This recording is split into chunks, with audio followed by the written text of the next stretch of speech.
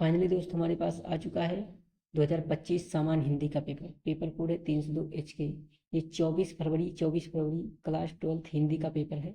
आज 25 फरवरी है और आज हम ये वीडियो बना रहे हैं आपके लिए आंसर की कि कौन कौन से प्रश्न सही है, आपने क्या करके आए हैं। तो आप यहाँ से आकर अपना मिलान कर सकते हैं कि आपने कितने प्रश्न को सही किया। तो चलिए देखते हैं दोस्तों। समय जो आपका मिलता है 3 घंटे 15 मिनट का होता है और पूर्णांक जैसा कि जानते हैं कि 100 अंक का होता है। पेपर कोड हमने बता दिया 802 और सामान्य हिंदी का है। नोट यहाँ प्रारंभ में 15 मिनट परीक्षार्थियों को प्रश्न पत्र पढ़ने के लिए निर्धारित है। निर्देश भी दिए गए हैं। सामान्य प्रश्न पत्र 2 खंडों में विभाजित है। दोनों खंड प्रश्न उत्तर देना अनिवार्य है। बिना देर के हुए चलते हैं अपने MCQ प्रश्न की ओर, क्योंकि सभी लोगों का इंतजार है कि MCQ जल्दी से जल्दी देखें। देखिए पहला प्रश्न है कि अंधेर नगरी किस विधा की रचना है। क्या उपन्यास है, नाटक है या कहानी है, यात्रा वृत्तांत। तो देखिए अंधेर नगरी जो है एक क्या है, एक नाटक विधा है। क्या है, नाटक विधा। चलिए अगला प्रश्न देखेंगे। तो अगला प्रश्न 6 नंबर जो है, 6 नंबर वो है कि हिंदी की प्रथम कहानी किसे माना जाता है। तो हिंदी की प्रथम कहानी इंदुमती को माना जाता है। तो इसका तीसरा ऑप्शन बिल्कुल सही हो जाएगा। अगला प्रश्न देखेंगे बिना समय गवाए। तो देखिए अगला प्रश्न है भारतीय युग की पत्रिका नहीं है। तो इसका सही आंसर हो जाएगा सरस्वती। सरस्वती पत्रिका क्या है, द्विवेदी युग की है। द्विवेदी युग की है। दोस्तों वीडियो पसंद है तो वीडियो को लाइक, चैनल को सब्सक्राइब कीजिएगा। अगला प्रश्न है क्षण बोले कण मुस्काए। क्षण बोले कण मुस्काए किस कृत के लेखक कौन है। तो क्षण बोले कण मुस्काए कृत के लेखक है कन्हैयालाल मिश्र प्रभाकर। कौन है, कन्हैयालाल मिश्र प्रभाकर। दोस्तों जिन्होंने हमारी पिछली वीडियो देखी थी उनको यहाँ से बहुत ज्यादा लाभ मिला था, वहां से उस वीडियो से। अगला है कि नीड़ का निर्माण फिर किसकी कृति है। तो नीड़ का निर्माण फिर हरिवंश राय बच्चन। इसके लेखक कौन है, हरिवंश राय बच्चन। ठीक।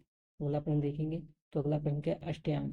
क्या है, अष्टयाम के रचयिता कौन है, गोकुल दास है, विट्ठल लाल है, नाभादास है या वल्लभाचार्य है। देखिए अष्टयाम के रचयिता जो है नाभादास है। कौन है, नाभादास। ठीक। अगला प्रश्न देखें। तो अगला प्रश्न हमारा क्या है, अगला प्रश्न जो रसकलश कृत के रचयिता कौन है। तो रसकलश कृत के जो रचयिता है वो अयोध्या सिंह उपाध्याय हरियोध है। कौन है, हरियोध, अयोध्या सिंह उपाध्याय हरियोध। डी ऑप्शन बिल्कुल करेक्ट होगा। अगला प्रश्न देखें।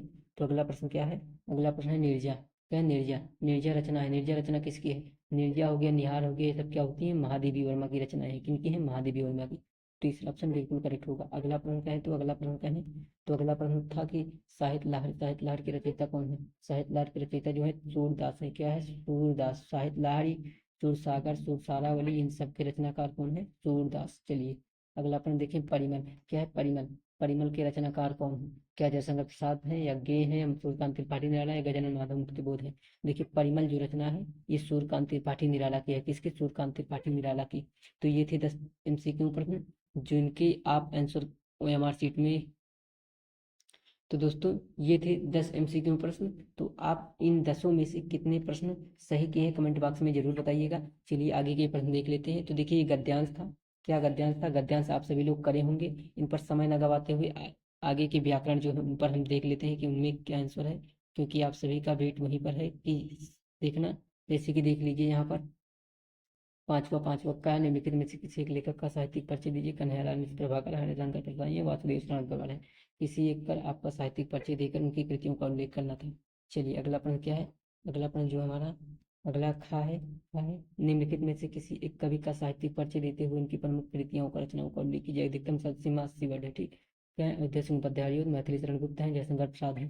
तो देखिए इसका सही आंसर जो हो जाएगा, इसका सही आंसर इसमें कोई है नहीं, किसी एक का आपको लिखना था। ठीक।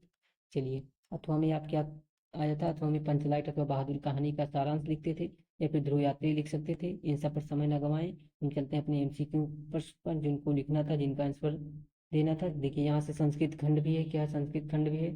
संस्कृत खंड को भी आप संदर्भ सहित अनुवाद कर सकते थे और पद्यांश भी आता संस्कृत का। यहाँ देखिए एक और आया था, एक अब की बार क्या आया था, आपठित गद्यांश भी आया था, जिसमें से आपको इसे पढ़कर और कुछ प्रश्न दिए थे, जैसे कि ये प्रश्न दिए गए थे। इन प्रश्नों को क्या करना था, आपको आंसर देना था।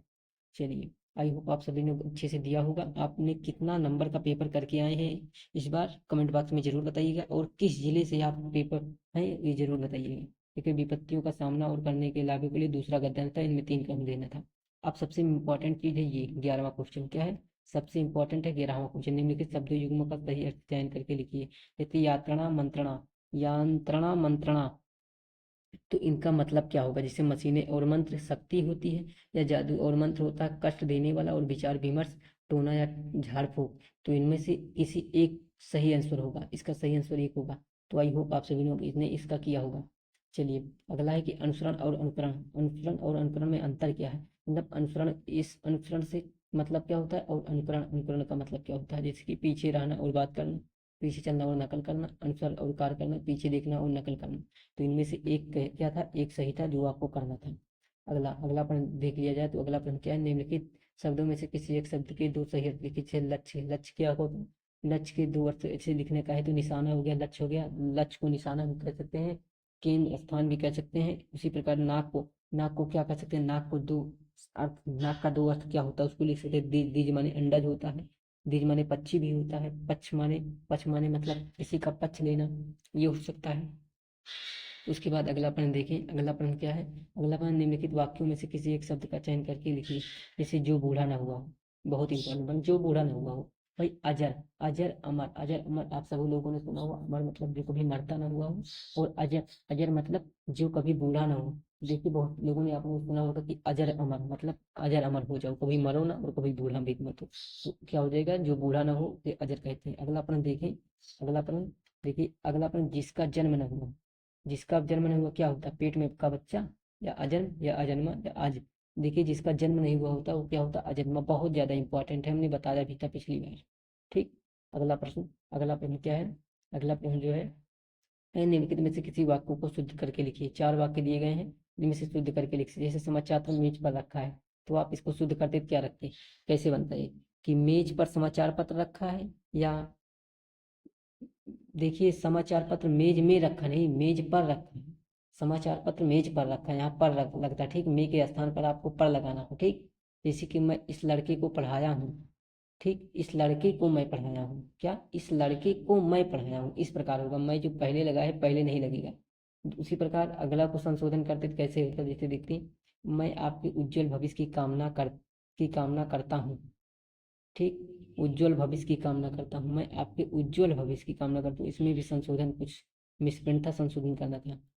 उसके बाद अगला है कि कृपया पत्र लिखने की कृपा करें, ये गलत है, दो बार कृपया शब्द नहीं होता है। ठीक, कृपया पत्र लिखने का कष्ट करें, या फिर कृपया पत्र लिखने की कृपा करें। ठीक, ये संशोधन कर सकते थे आप।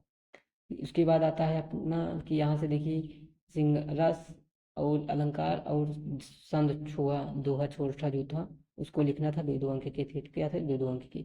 उसके बाद क्या था, इसके बाद अथवा में था, क्या था, अथवा था। अथवा में क्या आया था, बैंक शाखा को प्रबंधक को उच्च शिक्षा ग्रहण करने की प्रार्थना पत्र लिख सकते थे, या निर्धन आर्थिक स्थिति के लिए आप प्रधानाचार्य को आवेदन पत्र लिख सकते थे। ठीक, किसी एक को। उसके बाद अंतिम सवाल था कि निम्नलिखित विषयों में से किसी एक भाषा शैली पर आप निबंध लिख सकते थे। जैसे कि बेरोजगारी एक समस्या, बहुत समाधान है, तो इस पर बहुत अच्छे से आप लिख सकते थे। मेरा प्रिय कवि लेखक लिख सकते थे। इनमें से किसी एक पर आप लिख सकते थे। तो ये था क्लास ट्वेल्थ। क्या था, क्लास ट्वेल्थ का कौन सा, कौन सा था, ये सामान्य हिंदी था। कौन, सामान्य हिंदी, सामान्य हिंदी, सामान्य हिंदी था। ठीक, सामान्य हिंदी।